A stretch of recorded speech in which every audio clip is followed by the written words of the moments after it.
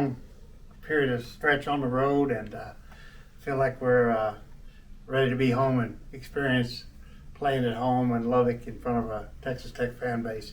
And we're excited to be here. We have great memories of the Oklahoma State series and what that felt like. The fans were extraordinary, and the environment was extraordinary, and the excitement was just so contagious to our players. So we're looking forward to getting back and being there. As you know, we feel really good about where we're at in the Big 12. We're 8-1 going into this series. We're coming off 2 road sweeps in a row. We're getting healthy. I think we're in a really good place defensively. We're playing much better, much cleaner softball defensively. Offensively, we're hitting the ball better now. We're starting to really seeing some really good performances in clutch hitting situations. We're getting 2-out hits. We're starting to hit the ball with power, I think, more consistently as we go through the season. And then, of course, pitching has been very, very good. Naja, outstanding, coming off National Pitcher of the Week award, coming off a Big 12 Pitcher of the Week 2 weeks ago, and very easily could have been Big 12 Pitcher of the Week this week if you're National Pitcher of the Week, obviously. And then I feel like Chloe Riosetto, going into the weekend, she was leading the Big 12 in so many different categories. And then Sam Lincoln has really made some great progress. So I feel like our pitching staff is in tremendous shape. And I feel like our ball club is getting better. We're getting tougher. We're learning how to win. We're learning how to play more like a championship ball club. So I think everything's good. I think the fans are going to really be impressed with the growth of our ball club when they see us play again.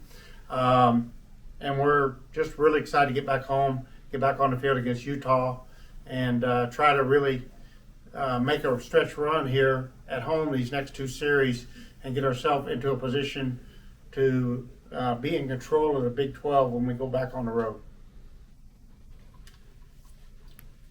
I guess in terms of being back home, obviously you want to win every game, but are you looking to make a big statement to kind of get the fan back into it since you've been gone for so long?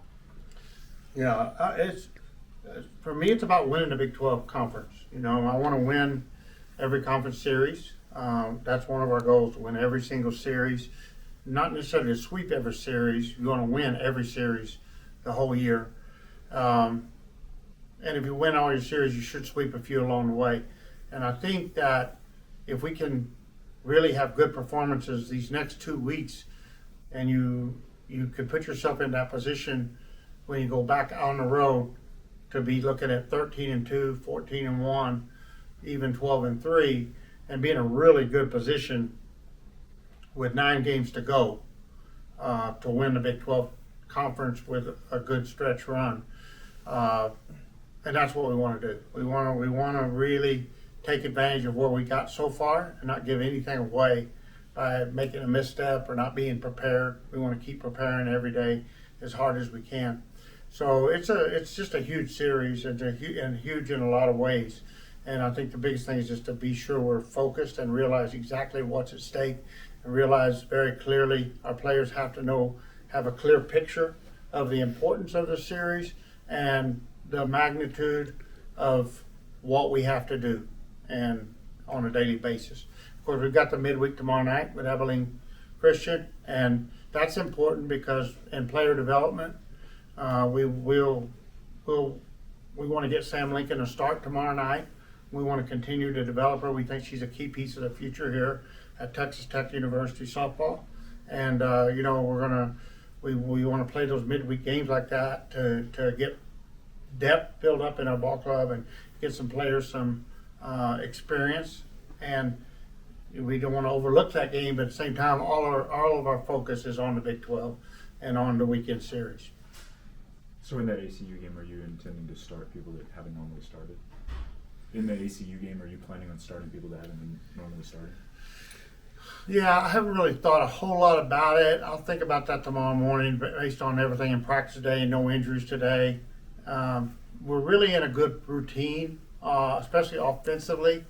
So I hate to switch around too much. I don't want to, we're trying to get consistency and really get a feel for our lineup. So it won't be wholesale changes, but I might tweak the lineup one or two players. But I really feel like offensively, we're pretty well locked in. We know what our lineup is right now. We've got it down to the 11, 12 players that we're going to play, and I like where we're at defensively as well. And I want to keep that unit somewhat tied together and somewhat consistent. But pitching wise, I definitely want to get Sam Lincoln that midweek start and give her the opportunity to gain some experience on the road tomorrow night. And then looking at the Utah series, obviously they haven't had as much success, but I guess what are you seeing out of them that maybe is going to be something you need to take advantage of over the weekend? Yeah, they come from the Pac-12 and come over to the Big 12, and obviously they're a well-coached team. The coach has been around forever. She's a veteran coach, and she knows what it is to play against UCLA and Washington and Arizona and Arizona State, Oregon. So she's experienced coach. She'll know how to prepare for this series on the road, and you just have to be expecting them to play the best ball they played all year and be prepared for that. And you have to be prepared that our girls don't let down. We can't be overlooking anything. We work too hard. It's easy to get your players to understand the magnitude of Oklahoma State. It's easy to get them to get up for that series. And this is a series where you have to be crystal clear in your team talk that they understand this team can beat you and this team can jump up and get you.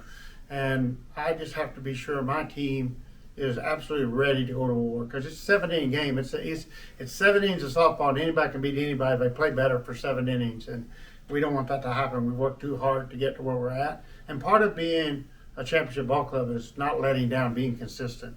And so that's easy to work on that and using it to motivate us to try to develop that characteristic in our own ball club. Is the idea still to try to get Nigel back into the batting order eventually this season, or are you kind of going through the season? No, we want her back. We need her back. We want her back as quickly as possible. At the same time, we got to be really careful, and we're going to, there's a possibility she'll hit this week. We're getting close. We feel like we're getting really close to her being back in the batting lineup, but at the same time, we want to be extremely careful, and it's not something that we feel like is urgent that we get her back in yet. We feel like we've got up to 3 weeks. I think as long as she hits for 3 weeks before the postseason, by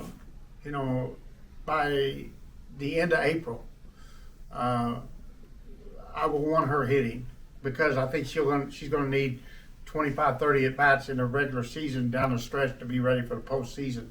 So by 25th of April, I'll feel urgency to get her in the lineup. I don't feel that right now. I want to be careful. At the same time, if she's ready and the trainers feel she's 100% ready, then we will put her in because we need her back in the lineup. We need her power. We need her leadership in the lineup.